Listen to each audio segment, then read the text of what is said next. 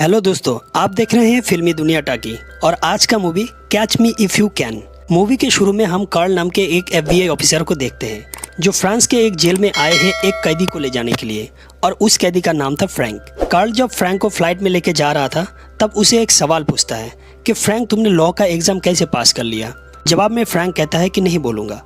इसके बाद कहानी शिफ्ट हो जाती है 6 साल पहले, जब फ्रैंक स्कूल में पढ़ता था।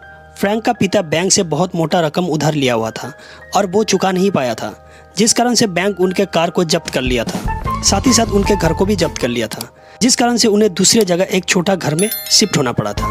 वहाँ जाके फ्रैंक की मम्मी खुश नहीं थी, जिस कारण से फ्रैंक के मम्मी और उसके पापा के बीच हमेशा झगड़ा होता रहता था। अच्छा स्कूल में खर्च चलाना मुश्किल हो रहा था बोल के फ्रैंक को एक मिडिल क्लास स्कूल में भर्ती कराया गया। फ्रैंक पहले जिस स्कूल में पढ़ता था वहाँ ब्लेजर पहन के जाना पड़ता था, लेकिन इस स्कूल में ऐसा नहीं था। यहाँ सब अपने मनपसंद ड्रेस पहन के जाता था। फ्रैंक पहला दिन अपने पहले वाला यूनिफॉर्म पहन के स्कूल जाता है। फ्रैंक को ऐसा यूनिफॉर्म में देख के सब लोग उसे चिढ़ाने लगता है, उसका मजाक उड़ाने लगता है। तब फ्रैंक सोचता है कि इनसे थोड़ा मजे लिया जाए। वो बोर्ड में अपना नाम एविग्नेल लिखता है और बच्चों को कहता है कि वो स्कूल में फ्रेंच टीचर के तौर पर आया है और आज से वो सबको फ्रेंच पढ़ाएगा। फ्रैंक को देख के सबको यही लगता है कि वो टीचर है। लेकिन 1 महीना बाद फ्रैंक के पिता को बुलाया जाता है स्कूल में। स्कूल में आने के बाद प्रिंसिपल उन्हें फ्रैंक के करतूतों के बारे में सब कुछ बता देता है। ये सुन के फ्रैंक की माँ बहुत गुस्सा हो जाती है, लेकिन उसके पिता को थोड़ा अच्छा लगता है क्योंकि उन्हें इंसानों को बेवकूफ़ बनाना अच्छा लगता था। एक दिन फ्रैंक घर में उसके माँ को एक पराये मर्द के साथ देखता है, लेकिन उसकी माँ उसे ये बात उसके पापा को बोलने के लिए मना करती है।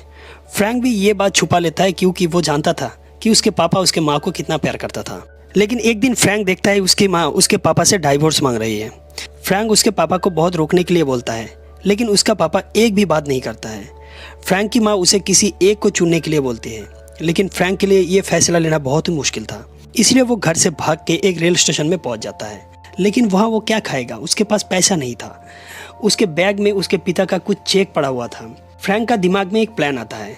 उसने चेक का डेट चेंज करके उसमें एक दूसरा आदमी का नाम डाल देता है। अब वो ऐसा एक बैंक में जाता है जहाँ ग्राहक बहुत ज़्यादा था। तब का टेक्नोलॉजी आज से काफ़ी अलग थी, इसलिए फ्रैंक को बिना किसी शक के पैसा मिल जाता है। बैंक से बाहर आके फ्रैंक देखता है कि एक कार से एक पायलट उतरता है और उसके साथ कुछ खूबसूरत एयर होस्टेस भी उतर जाती है। तुरंत फ्रैंक के दिमाग में एक प्लान आता है।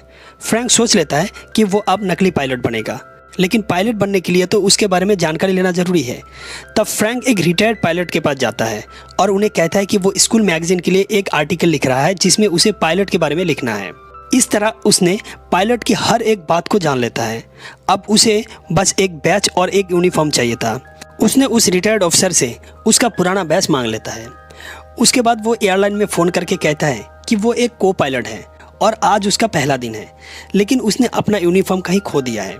तब दूसरी तरफ फ़ोन से एक लड़की एक यूनिफॉर्म बनाने वाला का एड्रेस देके कहती है कि तुम वहाँ जाओ जहाँ तुम्हें यूनिफॉर्म मिल जाएगा। फ्रैंक वहाँ जाके यूनिफॉर्म ले लेता है और एक नकली पायलट का काम करने लगता है। फ्रैंक अब पैन एम एयरलाइंस के बैंक से सैलरी भी उठाने लगता है। उसने पहले की तरह चेक में थोड़ा इधर उधर करके बैंक से पैसा निकलने लगता है। मैं पहले ही कहा था कि पहले ज़माने का टेक्नोलॉजी इतना एडवांस नहीं था। फ्रैंक पैन एम एयरलाइंस का बैंक का नकली चेक बनाने लग जाता है। उसने बैंक का तो चेक नकल कर लेता है, लेकिन उसमें बैंक का लोगो नहीं था।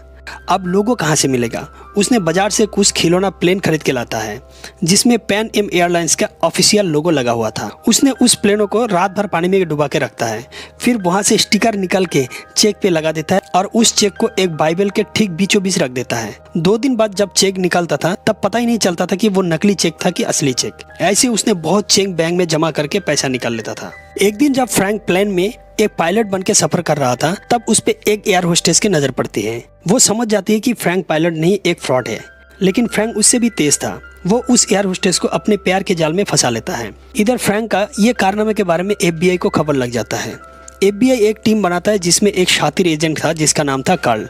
ये वही कार्ल है जो फ्रैंक को फ्रांस से प्लेन में अमेरिका लेके जा रहा था। कार्ल को खबर मिलता है कि फ्रैंक कहाँ छुपा हुआ है। कार्ल वहाँ चला जाता है। वो होटल के एक रूम का नंबर लेके होटल में घुस के देखता है कि वहाँ कोई नहीं है। तभी बाथरूम से पानी की आवाज़ आता है। उसके बाद बाथरूम से फ्रैंक निकल के आता है। फ्रैंक के अंदर इतना कॉन्फिडेंस था कि वो मुंह के ऊपर झूठ बोल देता था, लेकिन कोई पकड़ नहीं पाता था। फ्रैंक कार्ल को कहता है कि आप आने में थोड़ा लेट कर दिए, मैं भी एक अमेरिका का सीक्रेट एजेंट हूँ। फ्रैंक को मेरा आदमी पकड़ के लेके जा रहा है। ये बोल के खिड़की से एक आदमी को दिखा देता है। कार्ल पहले उसके बातों पे विश्वास कर लेता है, लेकिन वो फ्रैंक का आईडी कार्ड मान लेता है। फ्रैंक कार्ल को अपना वॉलेट दे देता है, लेकिन कार्ल उसे खोलने से पहले फ्रैंक उसे बातों में उलझा देता है और वहाँ से भाग जाता है। कार्ल एक होनहार एजेंट था, लेकिन एक 17 साल का लड़का उसे बेवकूफ बना के चला जाता है, जिससे कार्ल बहुत गुस्सा हो जाता है और चिल्लाने लगता है। उसके बाद एक दिन क्रिसमस के दिन फ्रैंक कार्ल को कॉल करता है। फ्रैंक कार्ल को कहता है कि क्या बात है, आज के दिन तुम इतने रात तक काम कर रहे हो। कार्ल कहता है कि तुम फोन किस लिए किया। फ्रैंक कहता है कि माफी मांगने के लिए। कार्ल बोलता है कि इसकी जरूरत नहीं, क्योंकि मैं बहुत जल्द तुम्हें पकड़ने वाला हूँ। ये बात सुन के फ्रैंक कार्ल को कहता है कि मैं स्टूडेंट्स एंड होटल के 3113 नंबर रूम में हूँ, अगर हिम्मत है तो तुम आके मुझे पकड़ लो। लेकिन कार्ल को उसके बातों पे विश्वास नहीं था, क्योंकि वो एक बार उससे धोखा खा चुका था, लेकिन इस बार फ्रैंक से ही बोल रहा था। बात करते करते कार्ल फ्रैंक को बोलता है कि मैं जानता हूँ तुम किस लिए मुझे कॉल कर रहे हो, दरअसल तुम्हारे साथ बात करने के लिए कोई नहीं है, तुम बिल्कुल अकेले हो। ये सुन के फ्रैंक बहुत गुस्सा हो जाता है और फोन रख देता है, क्योंकि सही में फ्रैंक के साथ बात करने के लिए कोई नहीं था। उसका परिवार बिखर गया था, माँ बाप अलग हो गए थे। इधर कार्ल और उसके टीम फ्रैंक का पता ढूंढ के उसके माँ के पास जाता है। कार्ल फ्रैंक के माँ से कहता है कि क्या आपका बेटा खो गया था। फ्रैंक की माँ कहती है हाँ। कार्ल कहता है उसका नाम क्या था। फ्रैंक की माँ कहती है कि उसका नाम था फ्रैंक विलियम एबिगनेल जूनियर। कार्ल कहता है कि उसका कोई फोटो दिखा सकते हो। फ्रैंक की माँ उसे फ्रैंक का एक फोटो दिखाती है। फोटो देख के कार्ल कहता है कि यही तो वो लड़का है जो सबको बेवकूफ बना के पैसा चोरी कर रहा है। फ्रैंक की माँ कहती है कि वो बच्चा है, शायद उसे भूख लगी होगी तो उसने कुछ पैसा चुराया होगा। कितना पैसा, मैं दे देती हूँ। तब कार्ल कहता है कि $15 मिलियन। ये कह के कार्ल वहाँ से चला जाता है। इधर फ्रैंक एक हॉस्पिटल में जाता है। वहाँ देखता है कि एक नर्स बैठे रो रही है। फ्रैंक उसे कहते हैं कि तुम क्यों रो रही हो। उस लड़की का नाम था ब्रेंडा। ब्रेंडा कहती है कि उसे एक डॉक्टर ने डांट दिया है, इसलिए वो रो रही है। फ्रैंक उसे बहुत समझा बुझा के चुप करा देता है। इसके बाद वो ब्रेंडा से बातों बातों में डॉक्टर के बारे में सब जान लेता है कि डॉक्टर कब आता है, किस बीमारी को कैसे हैंडल किया जाता है। इसके बाद वो डिसाइड कर लेता है कि अब वो नकली डॉक्टर बनेगा। फ्रैंक डॉक्टरी का कुछ नकली सर्टिफिकेट बना लेता है और हॉस्पिटल अथॉरिटी को दिखाता है। हॉस्पिटल अथॉरिटी को समझ में नहीं आ रहा था कि वो नकली सर्टिफिकेट है। अब उसे हॉस्पिटल में जॉब लग जाता है। एक दिन फ्रैंक ब्रेंडा के साथ बहुत क्लोज हो रखा था कि उसे एक इमरजेंसी कॉल आता है। फ्रैंक जाके देखता है कि एक लड़का का पैर में बहुत चोट लगा है। फ्रैंक एक डॉक्टर से पूछता है कि इसका क्या करना चाहिए। वो डॉक्टर कहता है कि ये फ्रैक्चर है और ऐसा ऐसा करना पड़ेगा। फ्रैंक दूसरा एक डॉक्टर से पूछता है और वो डॉक्टर भी ऐसा ही बोलता है। तब फ्रैंक उन्हें कहता है कि तो फिर जल्दी करो, मैं ये सब छोटा मोटा काम नहीं करता हूँ। ये बोल के फ्रैंक वहाँ से भाग जाता है। वो करेगा कैसे, वो तो डॉक्टर है ही नहीं।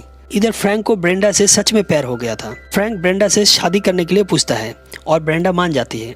इसके बाद फ्रैंक ब्रेंडा के घर में जाता है उसके पापा से मिलने। ब्रेंडा के पापा एक वकील था। फ्रैंक भी कॉन्फिडेंस के साथ कह देता है कि वो डॉक्टरी पढ़ने से पहले लॉ प्रैक्टिस किया करता था। ब्रेंडा के पापा अब बोलता है कि तुम कौन सा कॉलेज में लॉ किया था। फ्रैंक एक कॉलेज का नाम कहता है, लेकिन बदकिस्मती से ब्रेंडा का पापा भी उसी कॉलेज से लॉ किया था। अब क्या, ब्रेंडा का पापा उसे सवाल पे सवाल करने लगता है, लेकिन फ्रैंक किसी तरह से सिचुएशन को मैनेज कर लेता है। सब खाने के लिए बैठे हुए थे, लेकिन ब्रेंडा का पापा बहुत शातिर आदमी था। वो समझ जाता है कि फ्रैंक कोई वकील और डॉक्टर भी नहीं है। खाना खत्म होने के बाद वो फ्रैंक को बुला के पूछता है कि तुम क्या चाहते हो। तब फ्रैंक सच कह देता है कि वो एक ठग है जो लोगों को धोखा देके पैसा लूटता है, लेकिन वो ब्रेंडा से प्यार करता है और उससे शादी करना चाहता है। ये सच सुन के ब्रेंडा का पिता खुश हो जाता है। अब फ्रैंक उसके पापा से मिलने के लिए जाता है और उन्हें कहता है कि पापा, मैं शादी कर रहा हूँ। मैं जो काम करता था, लोगों को धोखा देके लूटता था, ये सब काम से मैं थक गया हूँ। अब मैं कुछ अच्छा करना चाहता हूँ। आप क्यों मुझे रोकते नहीं हो, क्यों मुझे डांटते नहीं हो। फ्रैंक का पापा बहुत ही दुखी था जब से उनका डाइवोर्स हो गया था। तब फ्रैंक का पापा कहता है, मैं अगर तुम्हें रोक भी लिया, तुम नहीं रोकोगे।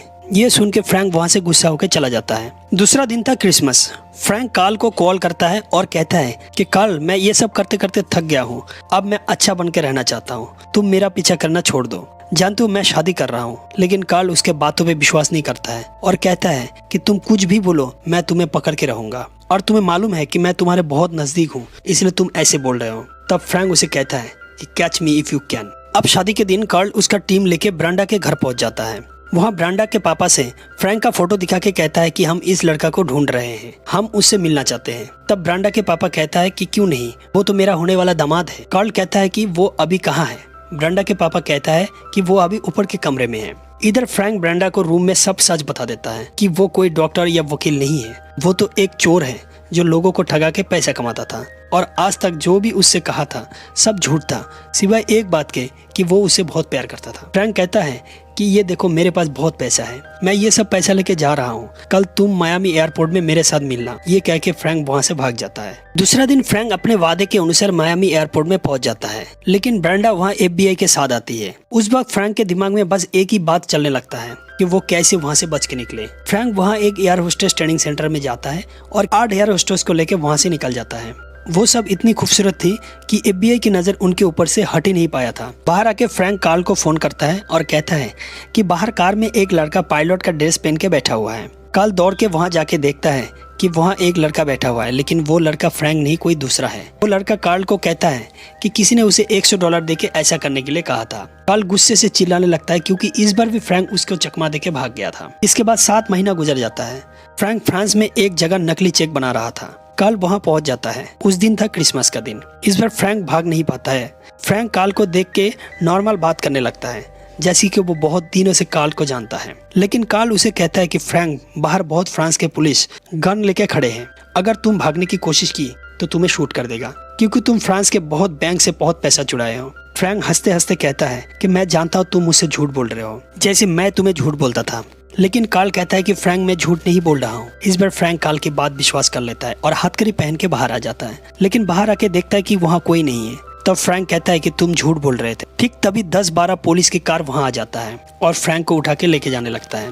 अब वही सीन दिखाया जाता है जहां फ्रैंक कार्ल से मिलने आया था। सीन फ्लैशबैक से हकीकत में आता है, जहां कार्ल फ्रैंक को प्लेन में बिठा के लेके जा रहा है। कार्ल कहता है कि फ्रैंक, मैं एक बात बताना भूल गया, तुम्हारा पापा नहीं रहा, वो एक हार्ट अटैक से मर गए। ये सुन के फ्रैंक बहुत रोने लगता है। फ्रैंक कार्ल को कहता है कि मैं बाथरूम जाऊंगा। फ्रैंक बाथरूम जाके वहां से भाग जाता है। फ्रैंक भागकर सीधा उसके माँ के पास आता है और वहां आके देखता है कि उसके पापा के मौत से उसके माँ को कोई फर्क नहीं पड़ा है। फ्रैंक वहां एक बच्ची को देखता है। फ्रैंक समझ जाता है कि वो उसके माँ की दूसरी बेटी है। ये सब देख के फ्रैंक खुद जाके पुलिस की कार में बैठ जाता है। कोर्ट फ्रैंक को 15 साल की सजा सुनाती है। 4 साल बाद फिर से चेक फ्रॉड का मामला सामने आता है। अब कार्ल कुछ चेक लेके सीधा फ्रैंक के पास पहुंच जाता है। फ्रैंक चेक देख के बता देता है कि ये नकली चेक है। तब कार्ल फ्रैंक को एक जॉब ऑफर करता है। कार्ल कहता है कि तुम FBI के साथ काम करो, हम तुम्हें नौकरी देंगे। फ्रैंक राजी हो जाता है और फिर FBI के साथ काम करने लग जाता है। फ्रैंक यहाँ कार्ल को नकली चेक मामले में हेल्प करता था।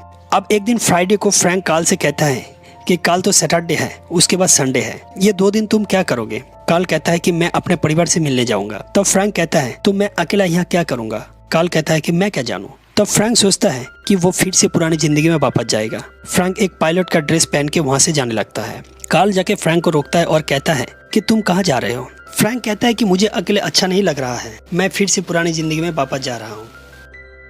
तब कार्ल कहता है कि तुम जाओ, लेकिन मुझे यकीन है कि तुम मंडे को जरूर वापस आओगे। फ्रैंक कहता है कि मैं नहीं आऊंगा, तुम हो सके तो मुझे पकड़ के दिखाना। तब कार्ल कहता है कि मैं और तुम्हें पकड़ने नहीं आऊंगा और ना ही कोई डिपार्टमेंट के आदमी तुम्हें पकड़ने जाएगा, और इसलिए तुम वापस आओगे क्योंकि तुम चाहते हो कि कोई तुम्हारे पीछे भागे, तुम्हें इंपॉर्टेंस दे, लेकिन आप कोई और नहीं भागेगा तुम्हारे पीछे।